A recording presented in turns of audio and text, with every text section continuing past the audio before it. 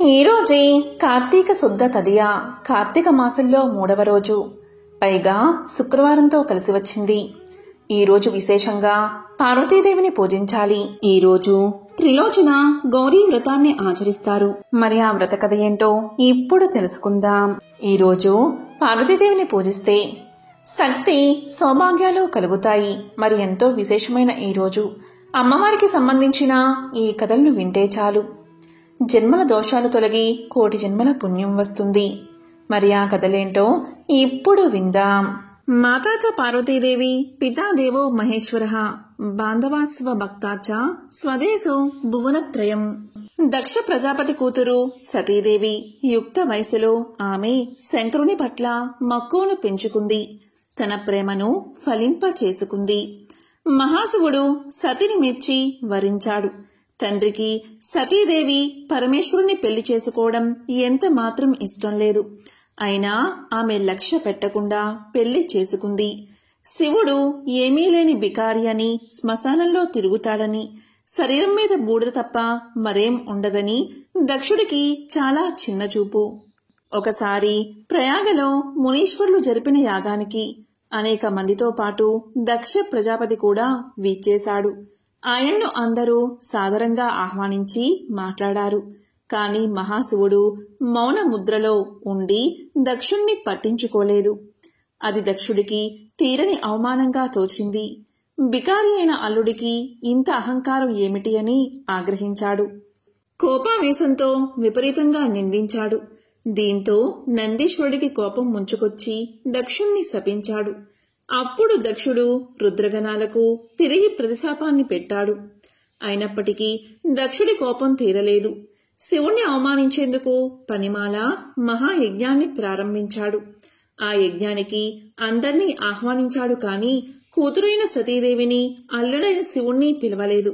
తండ్రి యజ్ఞం తలపెట్టిందే శివుణ్ణి పరాభవించేందుకు అని సతీదేవికి తెలీదు కదా. తమను యజ్ఞానికి పిలవనందుకు బాధపడింది. కాని పుట్టింటి వాళ్లు పిలిచేదేమిటిలెమ్మని తనకు తానే సర్ది చెప్పుకుంది. అప్పుడు పరమేశ్వరుడు ఇలా పలికాడు. సతీ, నీ తండ్రి నన్ను కాదు కదా, కనీసం కూతురువైనా నిన్ను కూడా పిలవలేదు. పిలవని పేరంటానికి వెళ్లడం తగదు. వెళ్తే నీకు పరాభవం తప్పదు అంటూ వారించినా వినకుండా నచ్చజెప్పి వెళ్ళింది. తీరా సతీదేవిని ఎవరూ ఆదరించలేదు. కనీసం పలకరించనైనా లేదు. పైగా మహాశివుడు చెప్పినట్లుగాని పిలవని పేరంటానికి తగదునంటూ వచ్చావా అంటూ అపహాస్యం చేశాడు తండ్రి. తల్లిదండ్రులు తన్ను కనీసం పలకరించకపోవడం సతీదేవిని బాధించింది. ఆమె ఎలాగో ఆ బాధను దిగమింగుకుని ఓపిక పట్టింది. ఆ కథ అంతటితో ముగియలేదు. శివుడు దిగంబరుడని, విషమ నేత్రుడని, కపాల మాలాధరుడని, ఒడలెల్లా బూడిద పూసుకుని బిచ్చమెత్తుకుంటూ తిరిగే హీనుడని, శ్మశాన సంచారుడు కనుక అపవిత్రుడని శివుణ్ణి హేళన చేశాడు దక్షుడు. అందువల్లే తాను శివుణ్ణి యాగానికి ఆహ్వానించలేదని పలికాడు. తనకు స్వాగత సత్కారాలు చేయకుండా ఉపేక్షించినా సహించిన సతీదేవి దక్షుడు చేసిన శివనిందను భరించలేకపోయింది. తన భర్తకు ఇష్టం లేని చోటుకు తాను వచ్చినందువల్లే తనకు ఇలాంటి దుస్థితి వచ్చిందని భావించింది. ఇకపై తన దేహం శివుడికి ప్రీతిపాత్రం కాదని నిర్ణయించుకుని తన మనశ్శక్తితో అగ్నిని కల్పించుకుని మరుజన్మలో మహేశ్వరుడే తనకు భర్త కావాలని మనసారా భావించి తన దేహాన్ని అగ్నిలో దగ్ధం చేసింది. ఇక్కడ కైలాసంలో నిశ్చల ధ్యానముద్రలో ఉన్న శివుడికి వామనేత్రం చలించింది. సతీదేవికి జరిగిన పరాభవం, ఆమె త్యాగం ఈశ్వరుడి దివ్య చక్షువులకు గోచరించాయి. శివుడు తన జడనొకదాన్ని పెకలించి నేలపై కొట్టాడు. వెంటనే అందులోంచి 10 చేతులు గల వీరభద్రుడు ఆవిర్భవించాడు. అతడు శివుని ఆజ్ఞ మేరకు దక్ష యజ్ఞాన్ని ధ్వంసం చేయాలని నిశ్చయించుకున్నాడు. కాని తనకు శక్తి సాకారం లేనిదే తాను తన కర్తవ్యాన్ని నిర్వహించలేనని విన్నవించుకున్నాడు వీరభద్రుడు.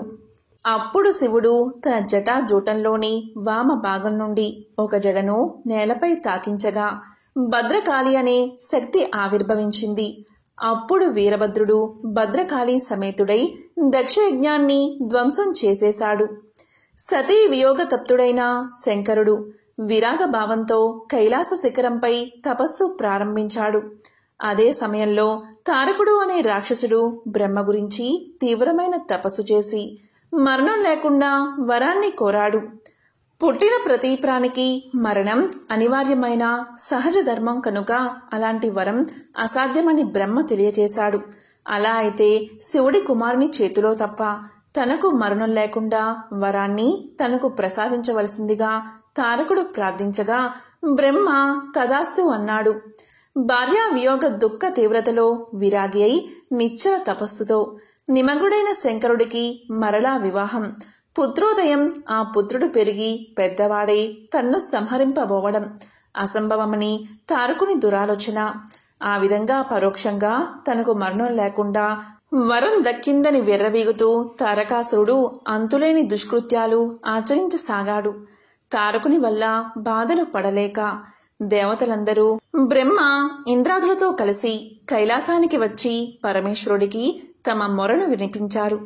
లోక కంటకుడైన తారకాసురుడు వర గర్వంతో అంతులేని దురాగతాలకు పాల్పడుతున్నాడని అతన్ని సంహరించగల పుత్ర సంతతిని పొందడం, దానికోసం వివాహాన్ని అంగీకరించవలసిందిగా దేవతలు ప్రార్థించారు.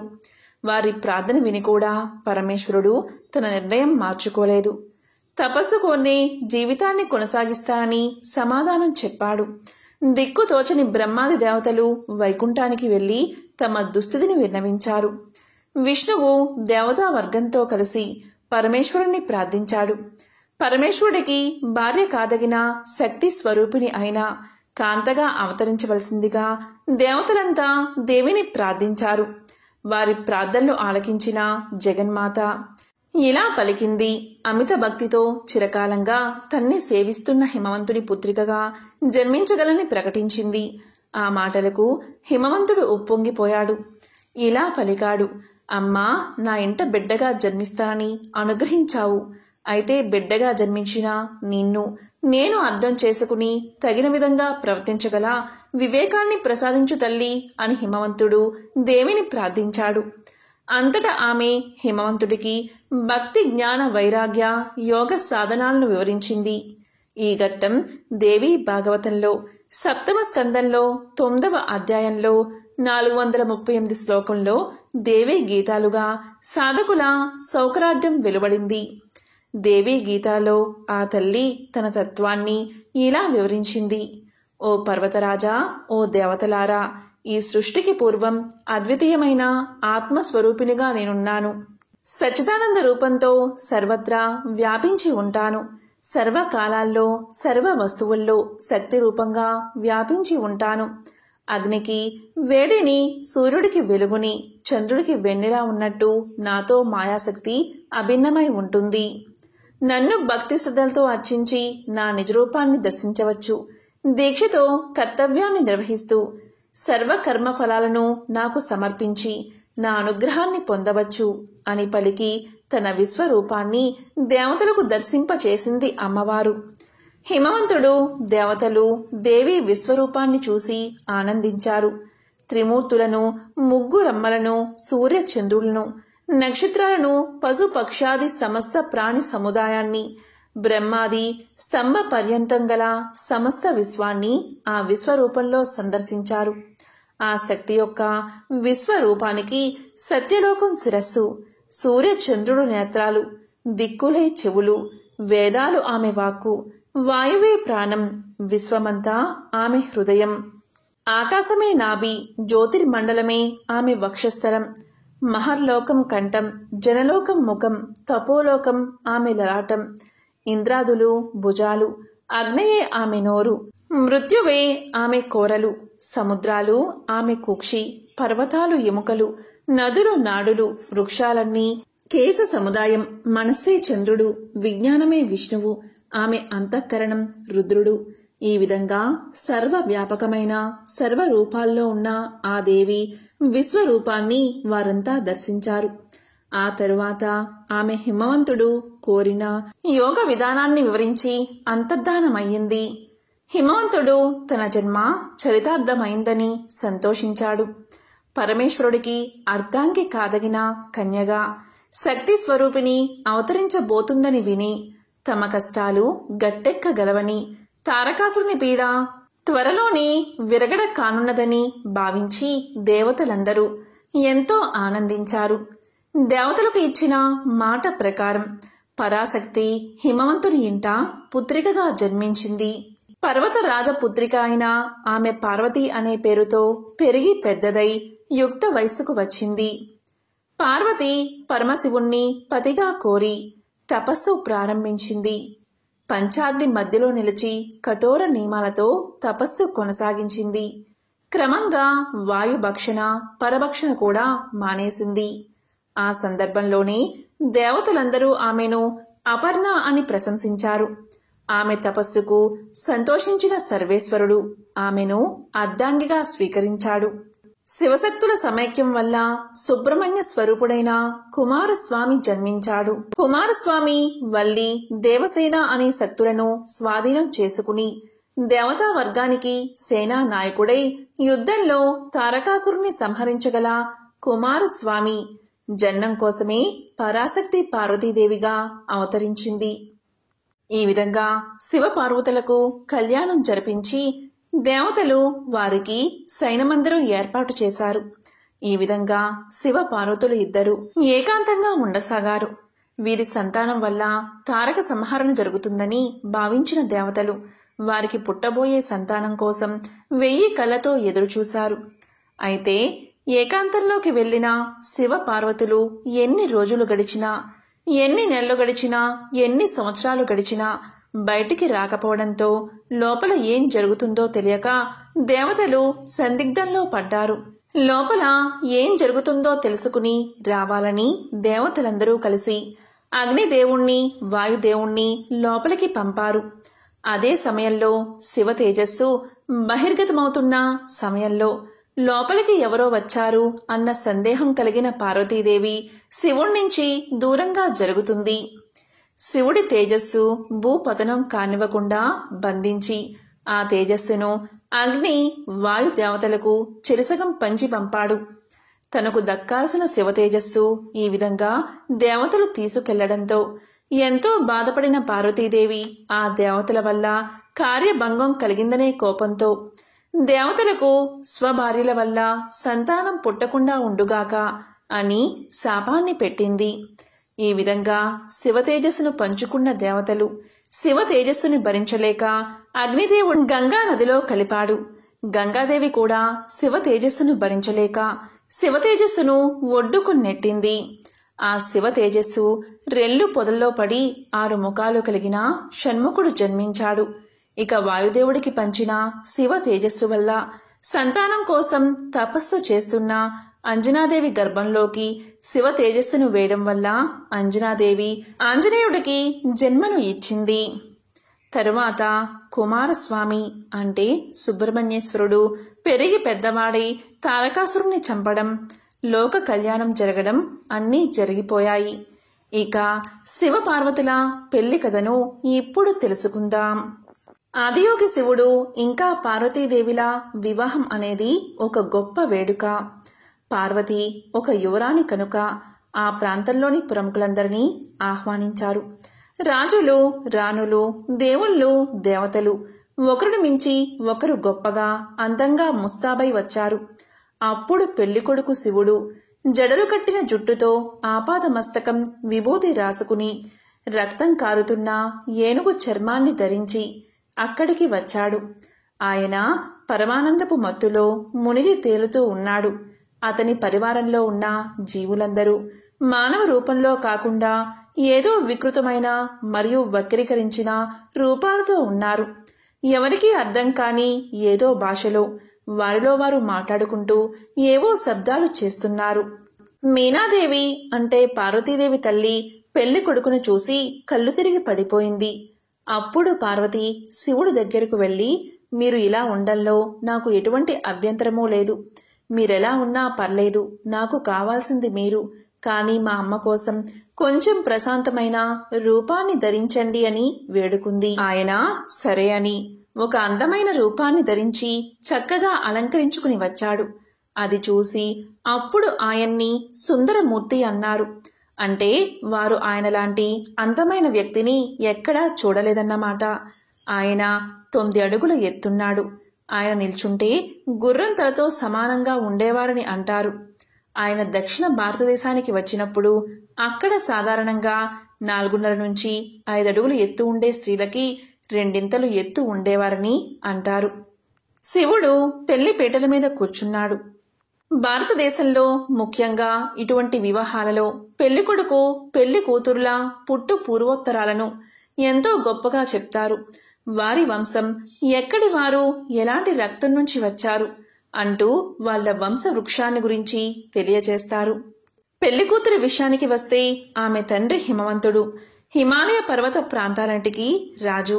వధువు యొక్క వంశం గురించి చాలా అద్భుతమైన విషయాలు చెప్పారు. మరి ఇప్పుడు పెళ్లికొడుకు సంగతేమిటి అని అడిగారు.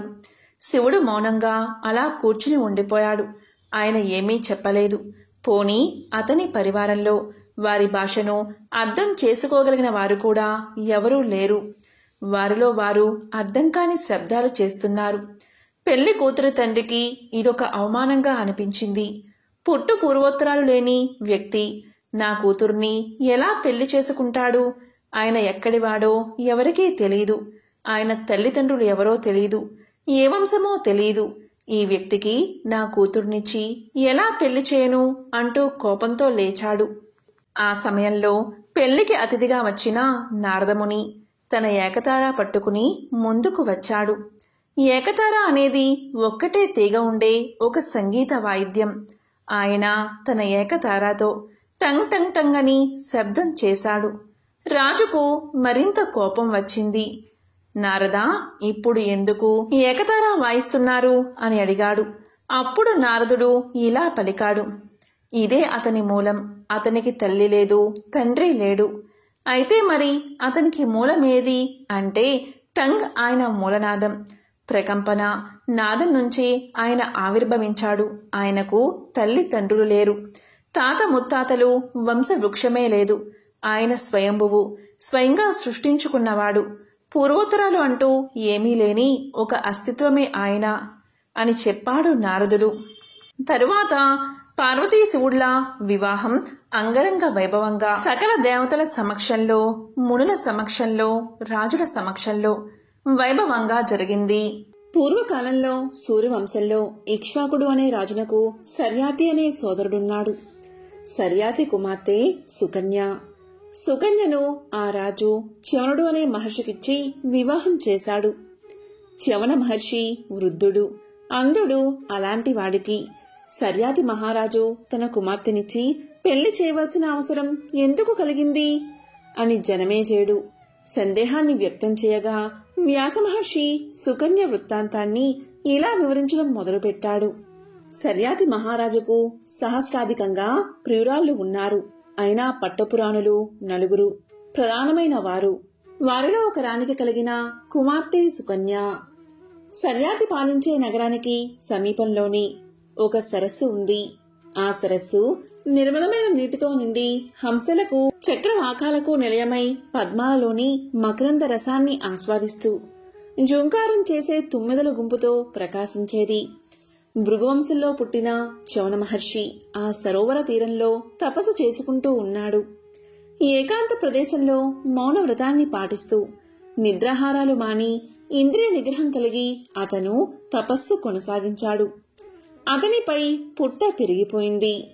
సర్యాతి మహారాజు కుమార్తె చ్యవనుడి తపోవన ప్రాంతానికి చెలికత్తెలతో కలిసి విహారానికి వెళ్ళింది. కొంతసేపు సరస్సులో క్రీడించి మరికొంతకాలం ఉద్యానవనంలో విహరిస్తూ చ్యవనుడు తపస్సు చేస్తున్న పుట్టను చేరుకుంది. ఆ పుట్ట లోపల నుంచి దివ్యకాంతితో ప్రకాశించి 2 జ్యోతులు సుకన్యకు కనిపించాయి.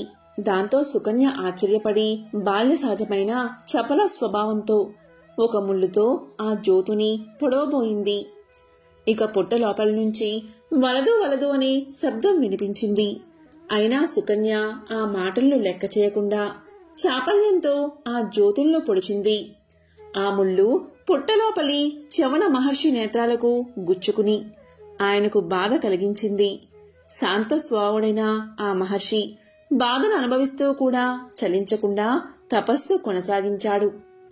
చవన మహర్షికి జరిగిన అపరాధ ఫలితంగా పట్టణంలో ఉన్న రాజుకు, మంత్రులకు, సైనికులకు శరీర ద్వారాలన్నీ బంధించబడి భరించరాని బాధ కలిగింది. అప్పుడు ఆ రాజు తమకు ఆకస్మికంగా ఈ బాధ కలగడానికి కారణం ఏమిటా అనే ఆలోచనలో పడ్డాడు. తపోదీక్షలో ఉన్న చవన మహర్షికి అజ్ఞానంతో ఎవరైనా అపచారం చేస్తే తత్ఫలితంగా మనకు ఈ బాధ కలిగి ఉండవచ్చు.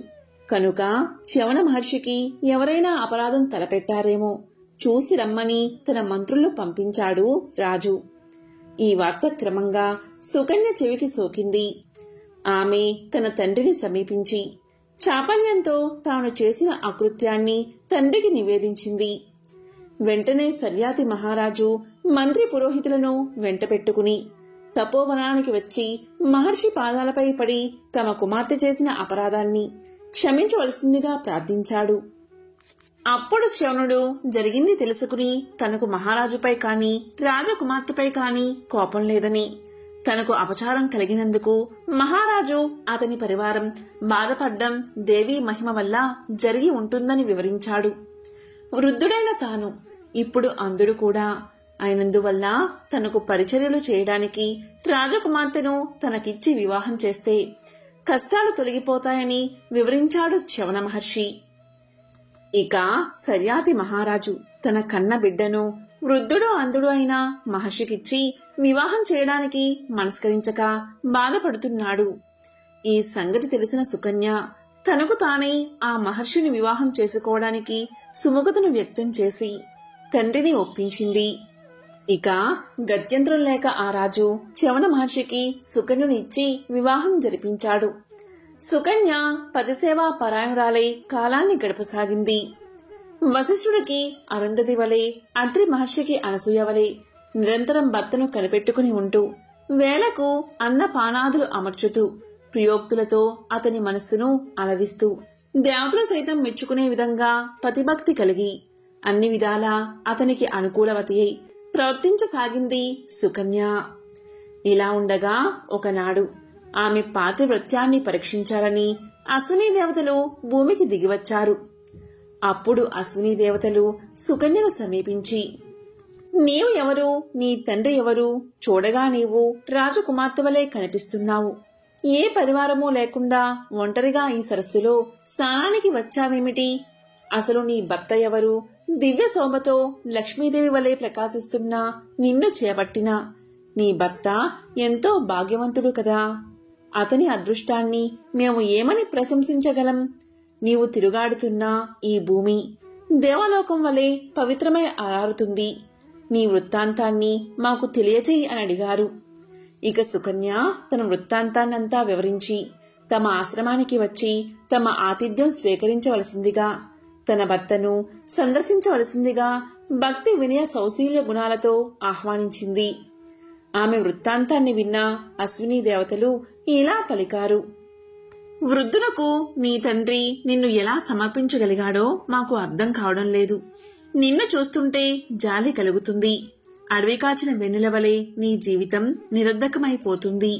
సుగింపదగిన దశలో ఇలా ఆశ్రమవాస క్లేశాలతో కాలాన్ని గడుపుతున్నావు. మా ఇద్దరిలో ఒకరిని వరించు, దివ్య భోగాలతో సుఖంగా ఉండగలవు అని ఆమెను ప్రలోభ పెట్టారు అశ్విని దేవతలు. ఆ మాటలు వినలేక సుకన్య తన చెవులు మూసుకుంది. భర్తను మనసులో తలుచుకుంది.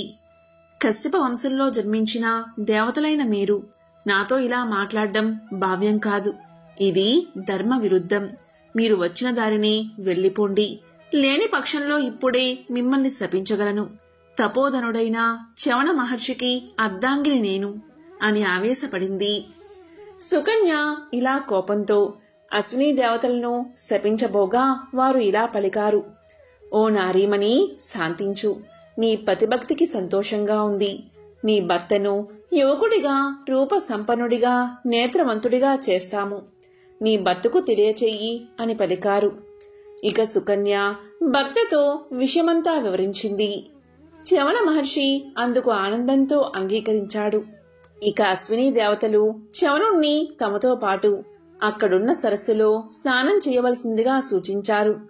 అశ్విని దేవతలతో పాటు మహర్షి కూడా సరస్సులో దిగాడు. సమాన రూప, యవ్వన, లావణ్య విలాసం కల ముగ్గురు తేజోమూర్తులు ఒకేసారిగా సరస్సు నుంచి బయటకు వచ్చారు.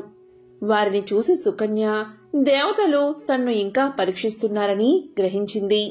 జగన్మాత అనుగ్రహంతో మాత్రమే తాను ఈ కష్టం నుంచి గట్టెక్కగలనని భావించింది.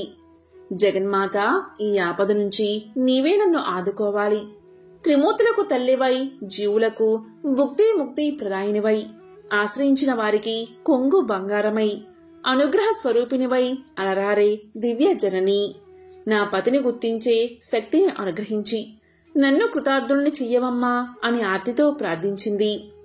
ఇక పరమేశ్వరి అనుగ్రహం చేత వెంటనే సుకన్య హృదయంలో ఒక విజ్ఞాన రేఖ తలుక్కుమన్నది.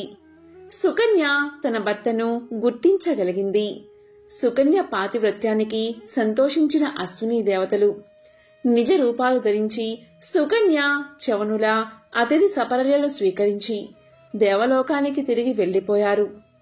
యజ్ఞ సమయాల్లో సోమపానం చేసే అర్హతను చవన మహర్షి అశ్విని దేవతలకు వరంగా అనుగ్రహించాడు.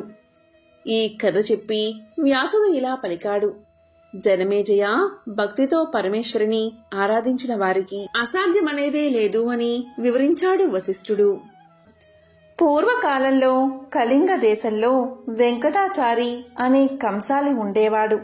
అతను పనిలో ఎంతో నైపుణ్యం చెందినవాడుగా పేరు గడించాడు. వెంకటాచారి భార్య సుమతి ఎంతో దైవ భక్తురాలు. ఆ దంపతులకు 2 ఆడపిల్లలు. వారి పేర్లు శారద, నీరజ. చక్కగా చదువుకుంటూ తల్లికి చేదోడు వాదోడుగా ఉండేవారు.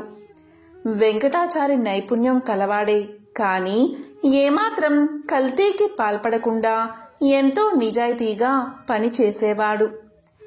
మిగిలిన తోటి కంసాలులు కక్కుర్తిపడి కల్తీ చేసి తక్కువ సొమ్ముకే పనులు ఒప్పుకుని చేసేవారు. దీనివల్ల వెంకటాచారికి ఆదాయం అంత ఎక్కువగా ఉండేది కాదు.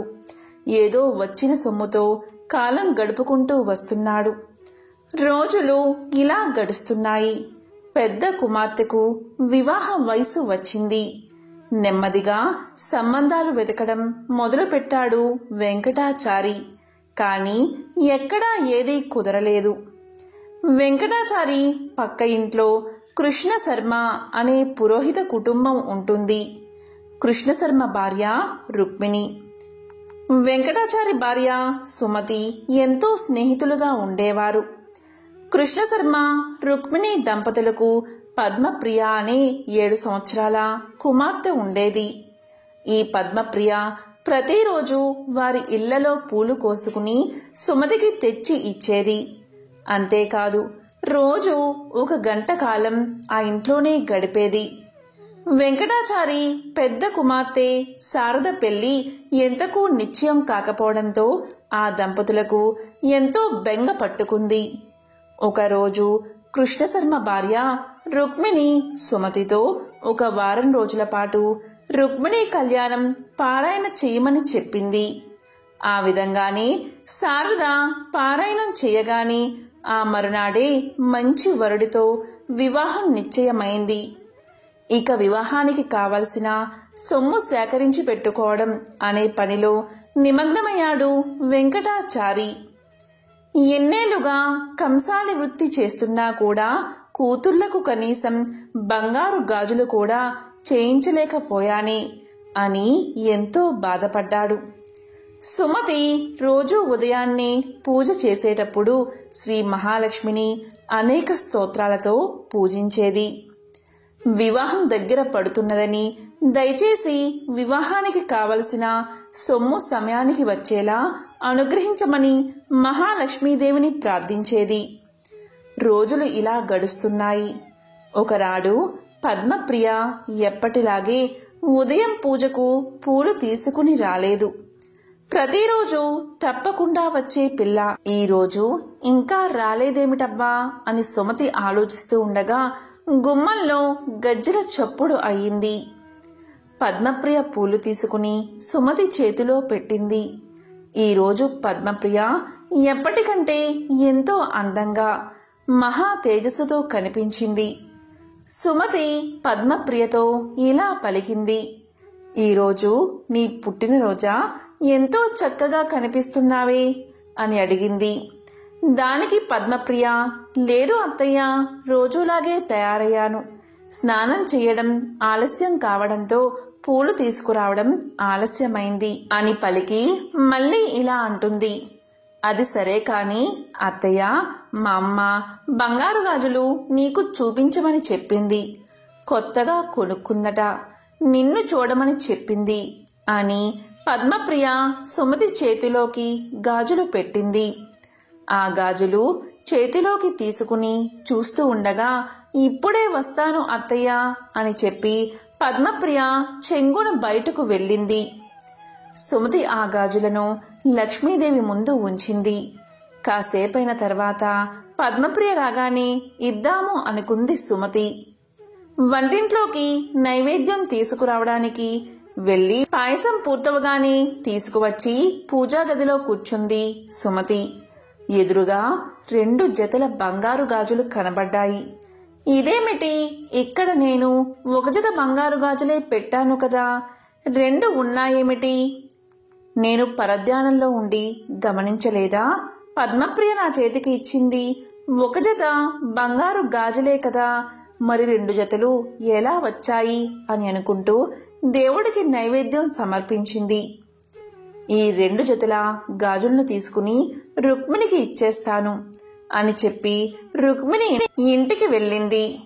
సుమతిని చూసిన వెంటనే రుక్మిణి ఇలా పలికింది, ఏమిటి వదినా, చేతిలో ఈ బంగారు గాజులు ఏమిటి? పిల్లలిద్దరికీ చేయించావా అని అడిగింది. ఇది విన్న సుమతికి ఏమీ తోచలేదు. సుమతి ఇలా పలికింది, ఇదేమిటి వదినా, ఇలా మాట్లాడుతున్నావు? ఇందాక పద్మప్రియ వచ్చి నాకు ఇచ్చింది కదా, నీవు కొనుక్కున్నావని నాకు చూపించమని చెప్పింది కూడా అని పలకగానే రుక్మిణి ఇలా అంటుంది, అదేమిటి వదినా, పద్మప్రియ మీ ఇంటికి రావడమేమిటి? నిన్నటి నుండి పిల్లకి ఒకటే జ్వరం, మంచం దిగనిదే, ఎక్కడికి వెళ్ళలేదు. అసలు పద్మప్రియ మీ ఇంటికి రానప్పుడు మీ ఇంటికి గాజులు ఎలా తెస్తుంది? అయినా నేను ఈ మధ్య అసలు గాజులే కొనుక్కోలేదు అని అన్నది రుక్మిణి. ఇది విన్న సుమతికి ఎంతో ఆశ్చర్యం కలిగింది. మరి ఇందాక వచ్చిందెవరు, ఆ గాజులు ఇచ్చింది ఎవరు అని ఆలోచిస్తుండగా, వచ్చింది సాక్షాత్తు శ్రీ మహాలక్ష్మీదేవే అని సుమతికి తోచింది. ఈ విషయమే రుక్మిణితో పలికింది. ఇద్దరూ కూడా ఎంతో ఆశ్చర్యపోయారు, ఎంతో ఆనందపడ్డారు. జరిగిన విషయమంతా వారి వారి భర్తలకు చెప్పారు. వెంకటాచారి దంపతులు సంతోషానికి అవధులు లేకుండా పోయాయి. సాక్షాత్తు శ్రీ మహాలక్ష్మీదేవే తమను అనుగ్రహించిందని ఆ జగన్మాతను ఎన్నో విధాలా స్తుతించారు. తమ కుమార్తెలకు సాక్షాత్తు ఆ జగన్మాతే బంగారు గాజులు అనుగ్రహించిందని ఎంతో సంబరపడ్డారు.